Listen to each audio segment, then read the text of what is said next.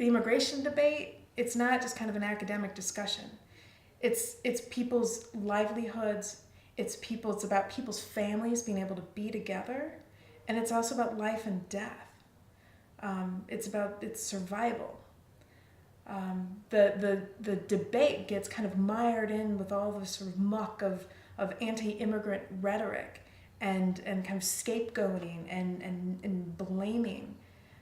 But at the end of the day, it's a matter of survival for millions of people, whether or not this country can recognize what the reality is and what the solutions are that we need around changing our policy and doing it in a meaningful way and doing it in a long-term way of not just thinking about whether or not we, throw the bridge out over the moat or not.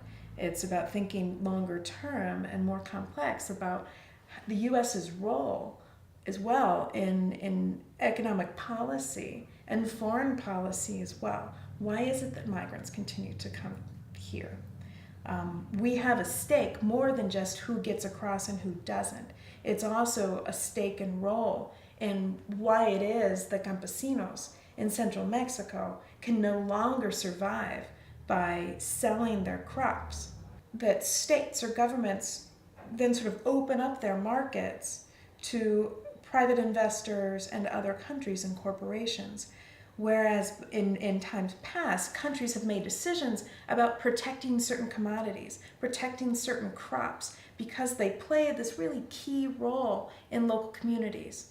So for a lot of campesinos in Mexico, it's corn, it's beans, it's coffee.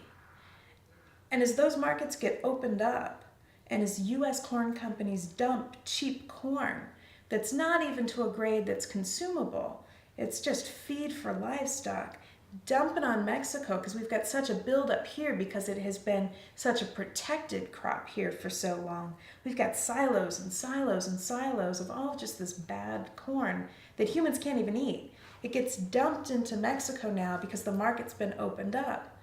And then your local farmer, who could go and sell what had been grown at the market and have enough money to keep sustaining that crop and sustaining the family, can't compete. Can't compete with Monsanto. Can't compete with some of the other large mega farms and agriculture.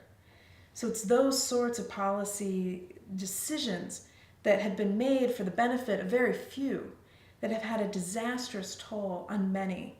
And that contributes to people then making the decision.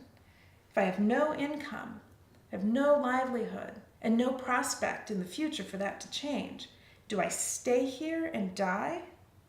Or do I take the risk to try to navigate the desert, to swim across the river or climb through the hills outside San Diego?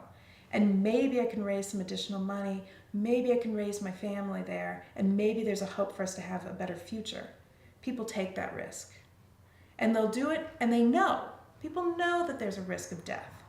People know that there are unscrupulous smugglers that bring them across. They know that there's bandits that are out waiting to just rob them.